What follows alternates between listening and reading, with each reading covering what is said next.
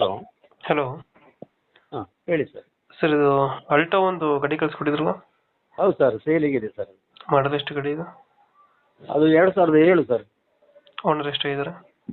Owner 3 ಆಗಿದ್ದಾರೆ. Documents ಎಲ್ಲ running ಇದೆಯಾ? FC 27ರವರೆಗೂ ಇದೆ. ಹ್ಞೂ.